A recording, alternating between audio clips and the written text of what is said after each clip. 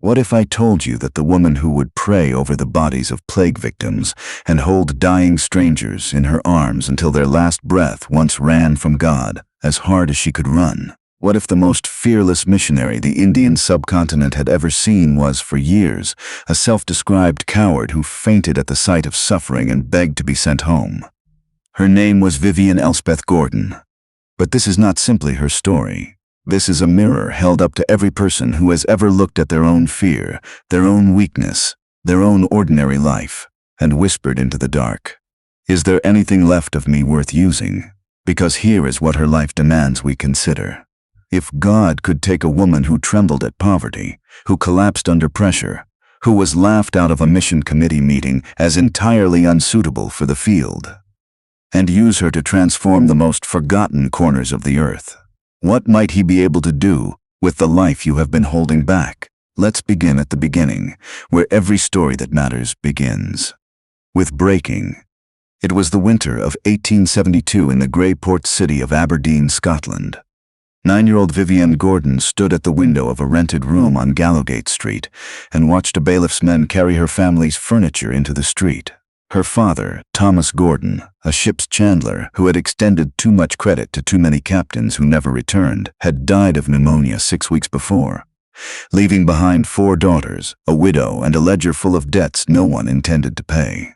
Her mother, a quiet and dignified woman named Agnes, said nothing as the men took the chairs. She said nothing when they took the kitchen table.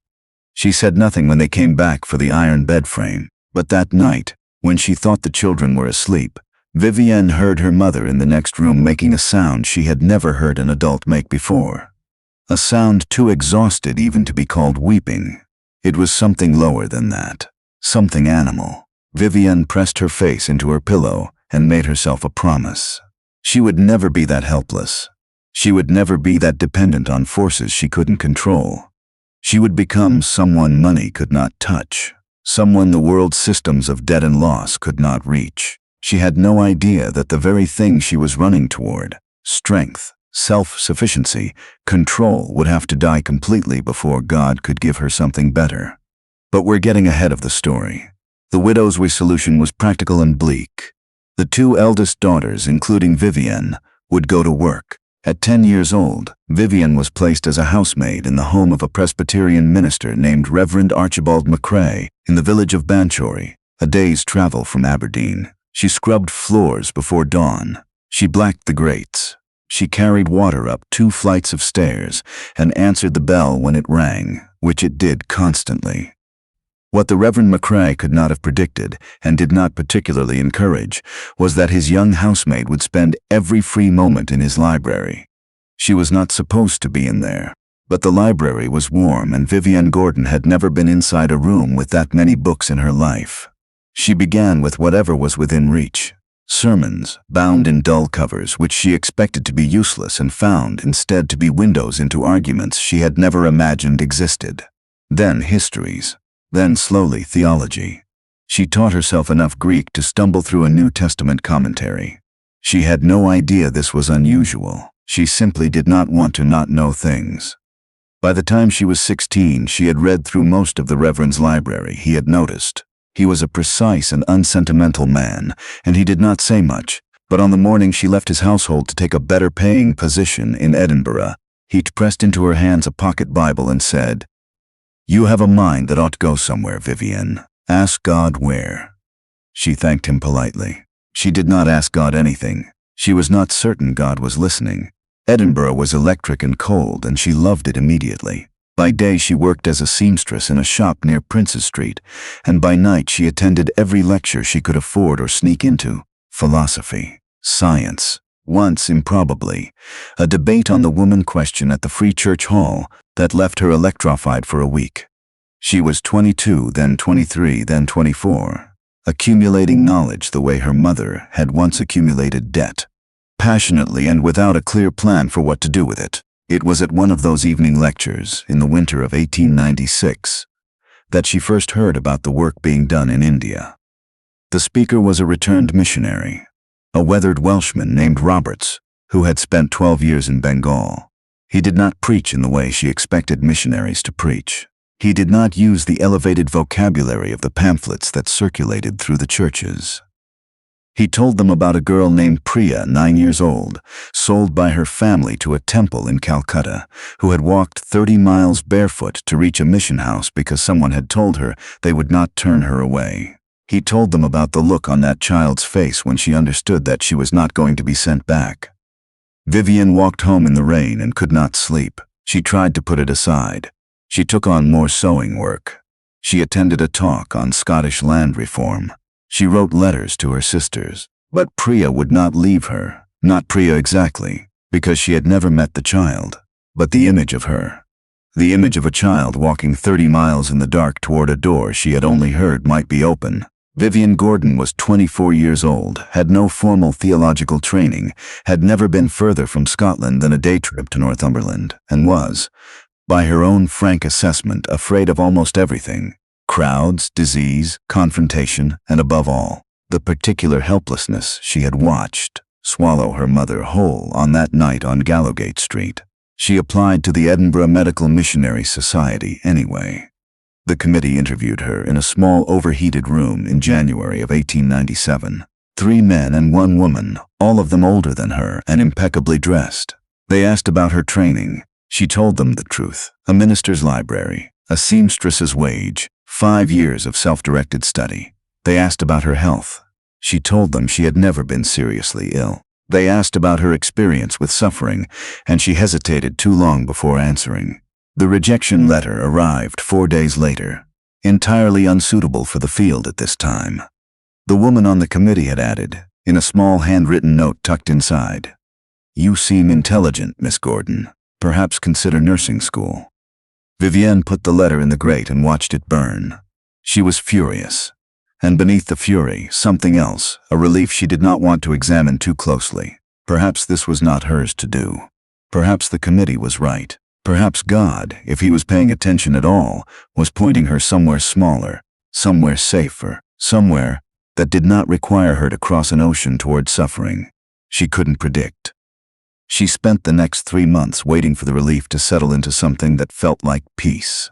It did not. Instead, a feeling grew that she could not name precisely. Not guilt, not ambition.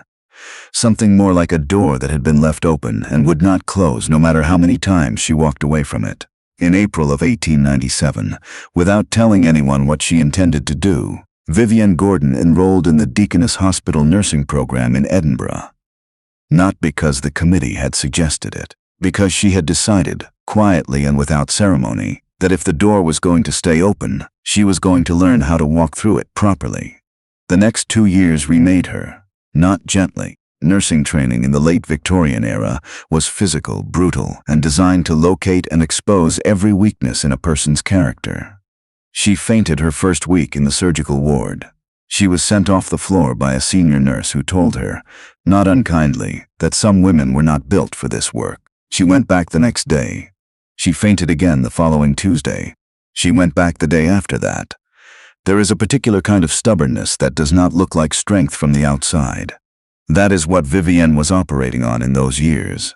Not courage, not certainty, not a shining sense of divine calling, just the absolute refusal to accept that the fainting meant she should quit.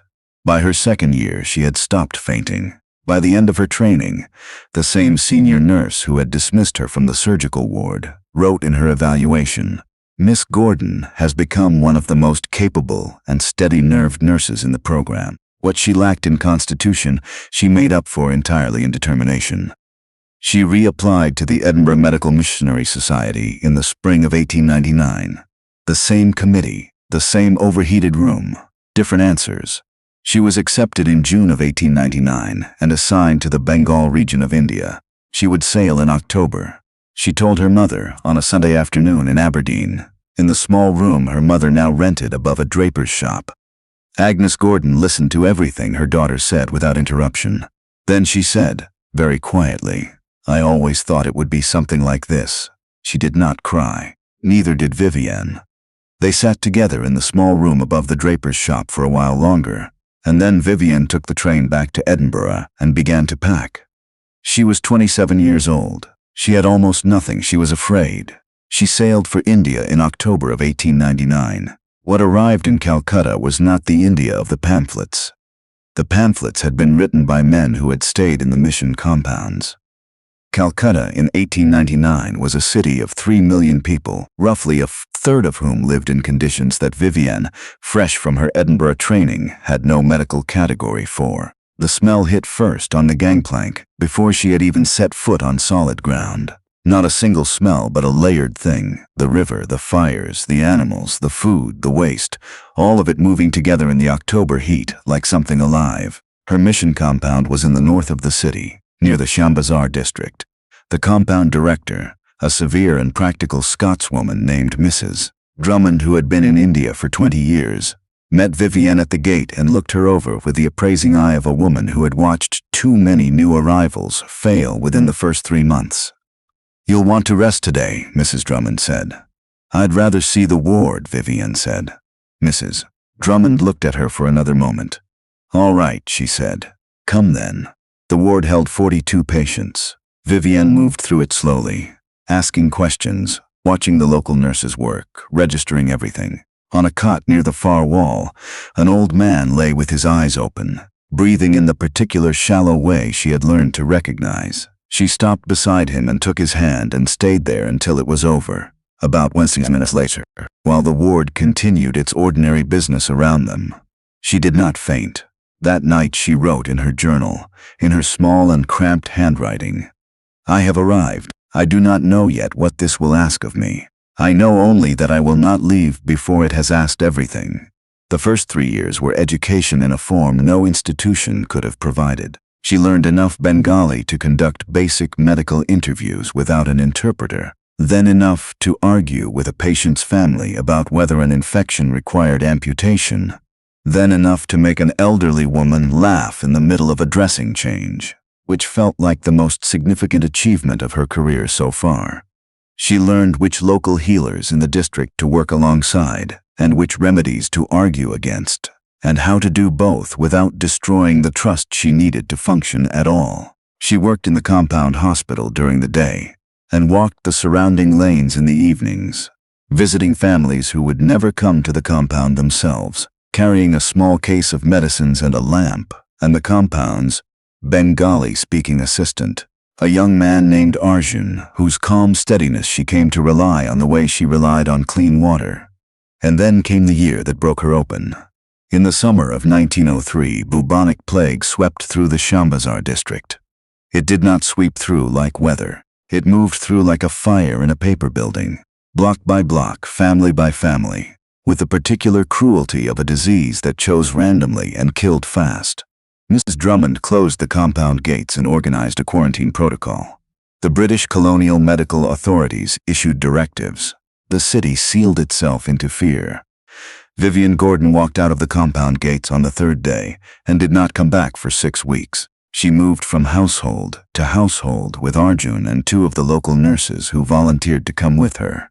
Against explicit instruction, against reason, against every calculation of personal safety, they set up a field station in a building that had been a schoolroom 2 weeks before. She sent messages back to the compound requesting supplies and receiving. For the first 2 weeks, silence. She held people while they died.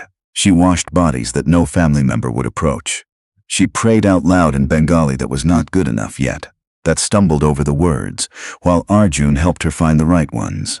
She kept records. She insisted on records even when the keeping of them seemed absurd, because she had learned that the only way suffering was ever taken seriously was if someone had written it down.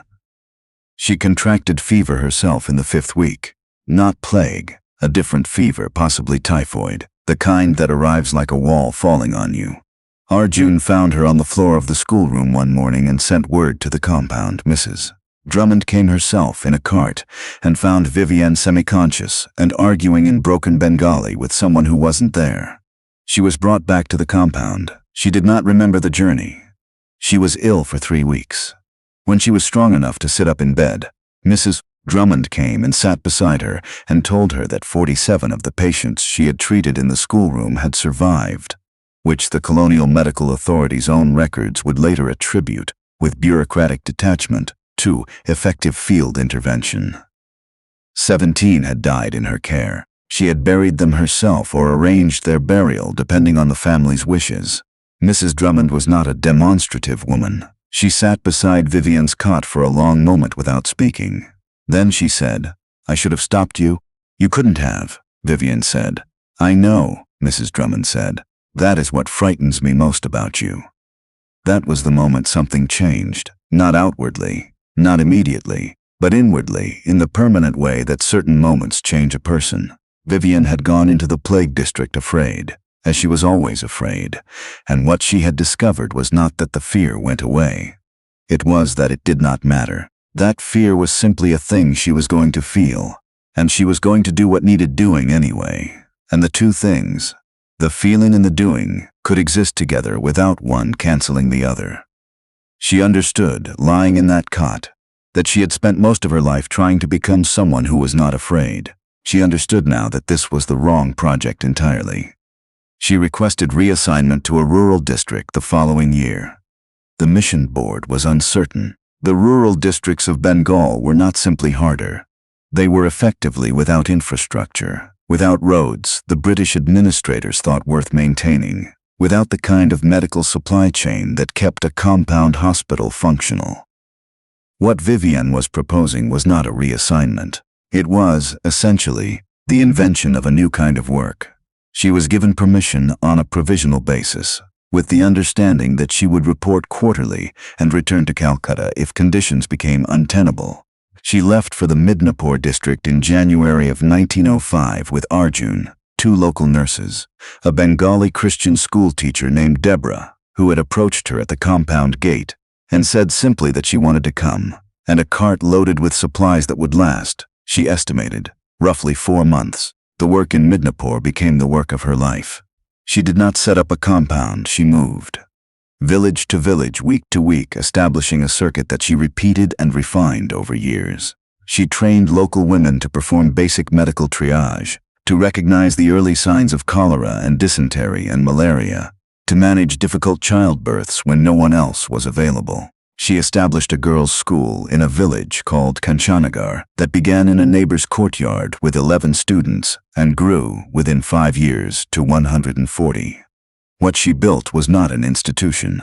It was a network of ordinary people who had learned that they could do more than they had been told they could do. She was not famous. The mission board knew her name and respected her reports, and occasionally cited her work in their quarterly publication. But she was not the kind of missionary who made it into the illustrated papers back home. She was not eloquent in English anymore. Years of Bengali had roughened her formal speech, and her letters home, when she wrote them, were terse and practical and full of numbers. But in the villages of the Midnapore district she was known, not as a missionary, not as a doctor, though she functioned as one. She was known as the woman who came when you sent for her, no matter the time, no matter the season, no matter how far she had to walk to get there. In 1911, she received a letter from the Edinburgh Medical Missionary Society informing her that they would be reducing funding to rural operations and requesting that she consider returning to Calcutta to assist with the expansion of the main compound hospital, which was experiencing significant operational pressure. She wrote back by return post a letter that was 3 paragraphs long. The 3rd paragraph read, "I understand the operational pressures in Calcutta and I have full confidence in the capable staff there. I respectfully decline the reassignment. The work here is not yet finished. The work here, in fact, has barely begun. I will continue as long as I am able and as long as the way is open." She did not know yet that she had another 23 years ahead of her. She contracted tuberculosis in 1918. It slowed her but did not stop her. She managed it with the same stubborn matter-of-factness she had brought to everything else. The limitation of certain activities, the discipline of rest at intervals, the refusal to let it become the story she told about herself. She told the people in the villages that she was resting more because she was getting older, which was also true.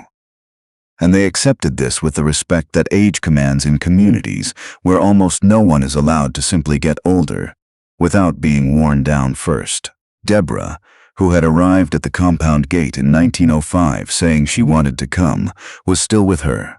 She had become not an assistant, but a partner, a co-architect of everything they had built. The girls' school at Calcutta now had teachers who had themselves been students there. Women who had learned basic medical care from Vivienne in 1907 were training other women in 1920.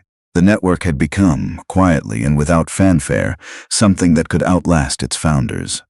This is what moved her most in the end. Not the number of people, not the distance she had traveled, but the fact that it was no longer held together by her presence, that she had made herself, in the most important sense, unnecessary. In the spring of 1934, Vivienne Elspeth Gordon, 62 years old, came back to Scotland for the first time in 15 years. She came back because her sister Margaret was dying, and because she recognized the particular weight of a goodbye that could not be postponed. Aberdeen was grayer than she remembered, or perhaps it was simply that she had grown accustomed to color. She spent 2 weeks in the city, sitting with Margaret through the long afternoons, telling stories that sometimes made her sister laugh and sometimes made them both quiet. One afternoon, Margaret asked her if she had been happy. Vivienne thought about this seriously, the way she had always thought about serious questions. "I don't think happy is the right word," she said, "but I think I've been exactly where I was supposed to be, and I think that turned out to be better than happy." She returned to India in June of 1934. She died in the Midnapore district in November of 1936, in the village of Kanchannagar, in the schoolhouse that had started as 11 girls in a courtyard 30 years before. She had been conducting a class the week before she died. She had been making notes toward a medical training guide she had been meaning to write for the better part of a decade. Deborah was with her. She was 64 years old. She had never been given an official title by any of the bodies that governed missionary work in Bengal. She had never written the memoir anyone who knew her had been suggesting she write for years. She left behind a circuit of villages, a school, a network of trained women, a set of medical records so meticulous they were later cited by public health researchers who had no idea who had kept them, and one leather-bound journal, the first one, from 1899, with its cramped handwriting and its first night entry still legible on the opening page. "I have arrived. I do not know yet what this will ask of me. I know only that I will not leave before it has asked everything. Here is what Vivienne Gordon's life asks of us." She was not naturally courageous. She was trained to courage the way a nurse is trained to keep her hands steady, through repetition and refusal to quit. She was not free from fear. She simply decided, at some point she could never precisely identify, that fear was not the question. The question was what you did with the one life you had been given, and whether, when it asked everything of you, you would be willing to give it. There is a village school in West Bengal that still operates in a building where Vivienne Gordon once taught. The women who run it know her name. They know the story, passed down through the teachers who taught the teachers who taught them, of a Scottish woman who came when you sent for her, who walked through plague, who turned down a promotion to stay, who showed up year after year until the showing up became the work itself. The world is not waiting for another Vivienne Gordon. The world has always been full of people who carry exactly what she carried: ordinary ability, ordinary fear, a mind that won't stop asking, and a door somewhere that won't close no matter how many times you walk away from it. The question was never whether she was enough. The question, as it turns out, is the same one she asked in her first night in Calcutta, before she had any idea what the answer would cost her, and before she understood that the cost was exactly the point. What will you do with this one life God has given you? The match does not need to be extraordinary. It only needs to be willing to burn.